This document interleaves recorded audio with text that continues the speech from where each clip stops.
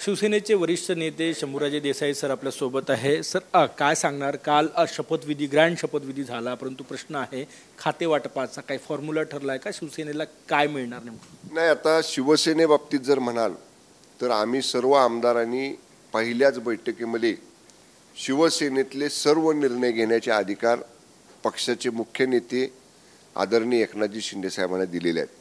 त्यामुळे आता महायुती म्हणून जेव्हा हे तीन नेते एकत्र बसतील आणि काही सूत्र ठरेल की बाबा कुणाला किती जागा मंत्रिमंडळामधल्या द्यायच्या, मग त्या बाबतीतला निर्णय हा आमचे मुख्य नेते माननीय शिंदे साहेब घेतील.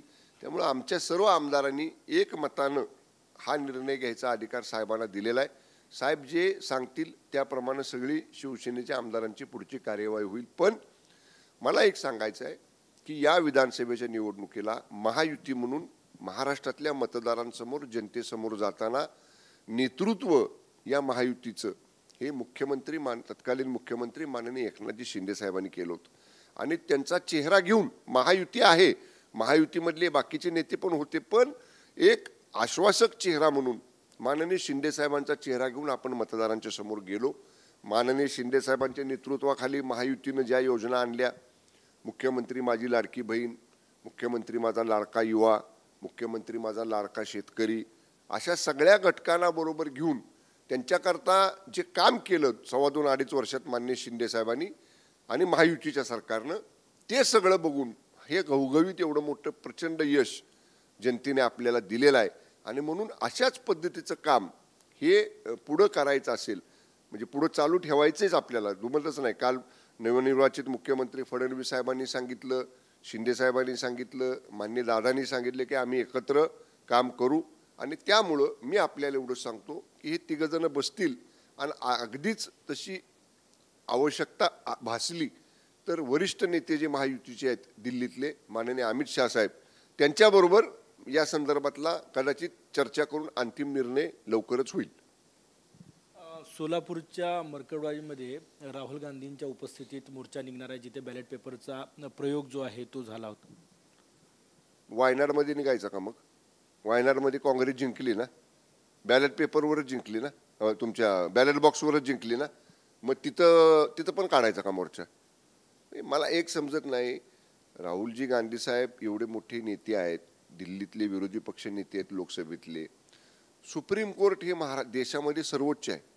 सुप्रीम कोर्टाने मान्य सुप्रीम कोर्टाने सांगितलं की या तक्रारीमध्ये तथ्य नाही.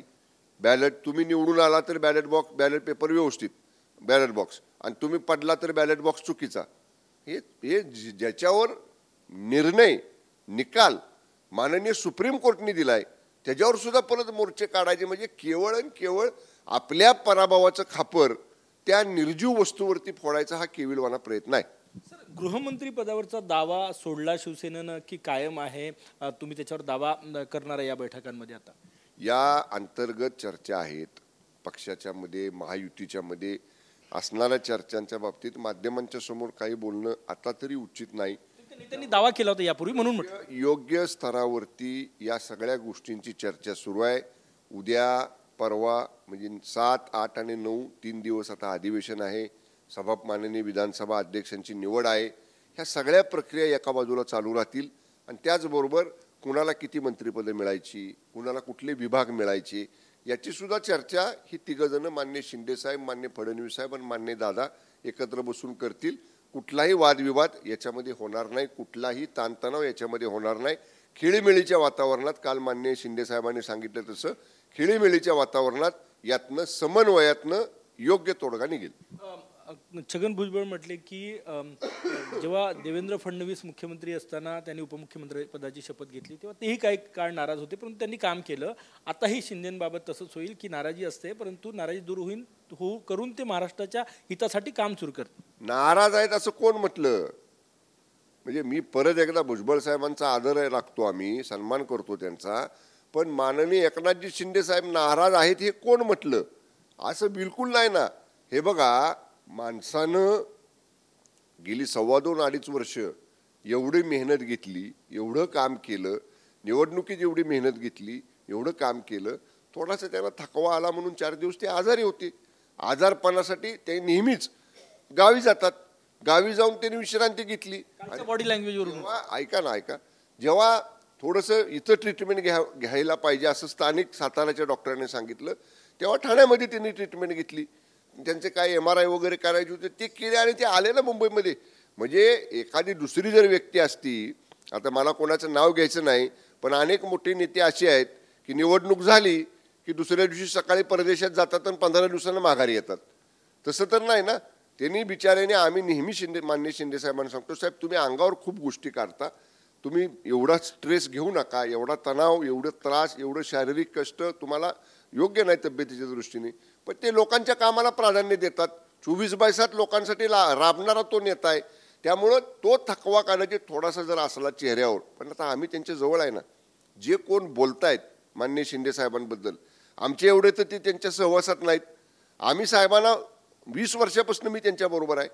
त्यांच्या चेहऱ्यावर, त्यांच्या जे पोटात असतं ना तेच ओठात येतं. त्यांच्या चेहऱ्यावर वगैरे नाराजी असं बिलकुल काय नाही. तर मी जबाबदारीने सांगतो, मी त्यांच्या कायम बरोबर असणाऱ्यापैकी त्यांचा कार्यकर्ता आहे. हे केवळ कुणीतरी असा आभास निर्माण करायचा प्रयत्न करते. संजय राऊत म्हटले की एकनाथ शिंदे यांना वगळून काल शपथ घेण्याचं नियोजन भाजपचं होतं, कसं बघतो? मी मगाशी 2 माध्यमांच्या प्रतिनिधीनं सांगितलं आणि तुम्हालाही सांगतो, तुम्ही एक प्रयोग करा. माझी विनंती आहे तुम्हाला, तुमच्या वरिष्ठांशी बोला की 24 तासात संजय राऊतांनी केलेली स्टेटमेंट एका बाजूला घ्या आणि दुसऱ्या दिवशी त्याचे ॲनालिसिस करा की संजय राऊत हे म्हटले, हे घडलं का? संजय राऊत हे म्हटले, हे घडलं का? तुम्हाला उत्तर येईल. 10 पैकी 10 प्रश्न जे संजय राऊतांनी सांगितले त्यातलं एकाही वाक्याचं खरं घडलं नाही. हा संजय राऊतांचा आजचा नाही, खूप जुन्या, म्हणजे आम्ही माननीय शिंदे साहेबांच्या नेतृत्वाखाली सरकार केलं तेव्हापासूनच हे त्यांचं वक्तव्य आहे. 4 दिवसात सरकार पडणार, 8 दिवसात सरकार पडणार. झालं, सरकारनं कालावधी पूर्ण केला. मागच्यापेक्षा जादा बहुमतानं सरकार निवडून आणलं. माननीय एकनाथजी शिंदे साहेबांच्या नेतृत्वाखाली 40 आमदारांनी शिवसेनेतली एक भूमिका घेतली. ती संख्या 40 वरनं 62 वर गेली. काय संजय राऊत काय बोलले त्यातलं खरं ठरलंय. त्यामुळं मी तुम्हाला विनंती करतो, तुम्ही संजय राऊतांच्या वक्तव्याकडे गांभीर्यानं बघू नका. उलट संजय राऊतांपासून उबाटाला खूप मोठा धोका आहे. मी मगाशी सुद्धा सांगितलं, उबाटामधले अनेक आमचे मित्र आहेत. जरी आमचे राजकीय विचार वेगळे असले, सभागृहामध्ये किंवा सभागृहाच्या बाहेर आम्ही वेगवेगळ्या राजकीय भूमिका जरी मांडत असलो तरी मित्र म्हणून आमचं बोलणं होतं, मित्र म्हणून आम्ही एकत्र बसतो. तेव्हा अनेक तिकडचे उबाटातले सुद्धा लोक सांगतात खाजगीमध्ये की ह्यांच्या बोलण्यामुळं, ह्यांच्या वागण्यामुळं राऊतांच्या दुर्दैवानं उबाटाची ही वेळ आलेली आहे. त्यामुळं हा काय म्हणतो त्याला, सावधानतेचा इशारा एक आहे, सावधगिरीचा एक इशारा आहे राऊतांना की त्याने आता थोडंसं स्वतःला आवर घालावा. नाहीतर राहिली सायली सुद्धा उबाटा ही काय त्यांची अवस्था होईल हे कोणीच सांगू शकणार नाही. राहिली सायली उबाटा म्हणजे ते आमदार आता तुमच्या संपर्कात आहे? हे बघा, मी असं थेट संपर्कात आहे असं म्हणून विनाकारण काय मोठं हे माजवण्याचा प्रयत्न करणार नाही. आमचं बोलणं चालणं होतं, आमच्या गप्पा टप्पा होतात, आम्ही एकत्र बसतो आणि त्या लोकांच्या चर्चेतनं जे आम्हाला जाणवतं, कसं आहे, विनाकारण आम्ही असं एखादं वक्तव्य केलं की जे बिचारे 10-15 जण, किती आहेत उबाटाचे आमदार, 20 जेवढे काही 21 आमदार आहेत त्यांना बिचाऱ्यांना पुन्हा तिकडं बोलवलं जाईल. मग कोण शंभूराजांशी बोलला, कोण शंभूराजांबरोबर चहा प्यायला गेला, कोणाशी चर्चा झाली, बिचाऱ्यांना त्यांना कोणाला त्रास नको व्हायला आमच्या बोलण्यामुळं. त्यामुळं मी एवढंच सांगतो की अंतर्गत खतखत खूप आहे आणि कुणामुळं आहे तर ती एकट्या राऊतमुळं आहे उबाटामध्ये, एवढंच फक्त सांगतो. राऊत ही म्हटले की शिंदेंना मोह आहे सीएम पदाचा, त्यामुळे सोडताना त्रास होतोय. उद्धवजींनी एका याच्यात आपलं मुख्यमंत्रीपद त्यागलं. राऊतांना म्हणावं, 2019च्या विधानसभा निवडणुकीच्या अगोदरचा निकालानंतरचा कालावधी आठवा. त्यावेळी काय झालं होतं बैठकीमध्ये, ज्या उमेदवारांना विधानसभेची तिकीटं दिली, जे उमेदवार निवडून आले, त्या बैठकीमध्ये राऊत पण होते.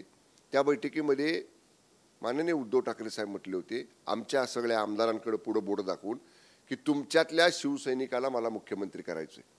बाळासाहेबांना दिलेला शब्द, मी शिवसैनिकाला मुख्यमंत्री करेन, हा शब्द मला पूर्ण करायचा आहे. ते बोट आमच्याकडं होतं.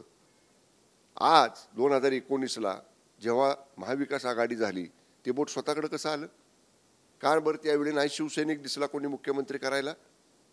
म्हणजे राऊतांना म्हणाव, विनाकारण माननीय उद्धव ठाकरे साहेबांचं नाव घेऊन शिंदे साहेबांची या मुख्यमंत्री पदाची तुलना त्यांच्याबरोबर करू नका.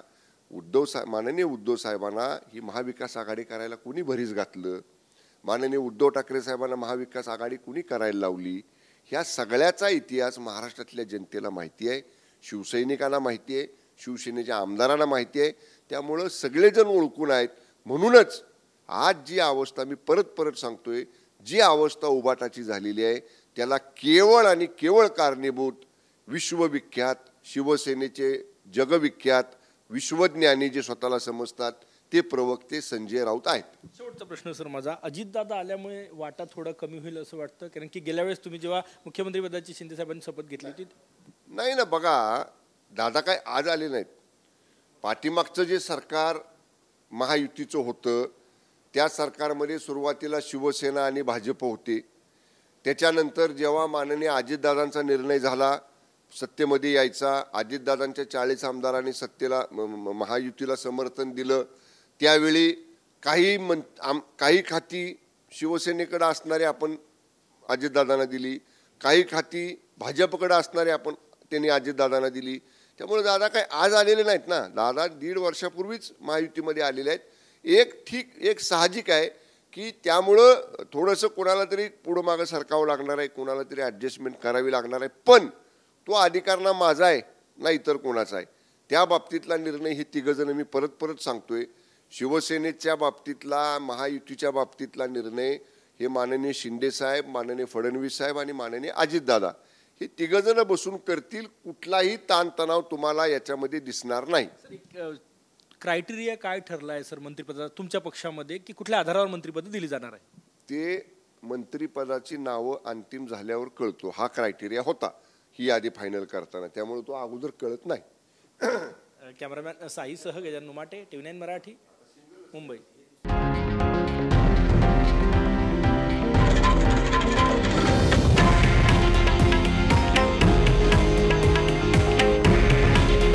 हे आहे देशातील नंबर 1 न्यूज नेटवर्क आणि आपण पाहत आहात TV9 मराठी. काळजी तुमची, हित महाराष्ट्राचं.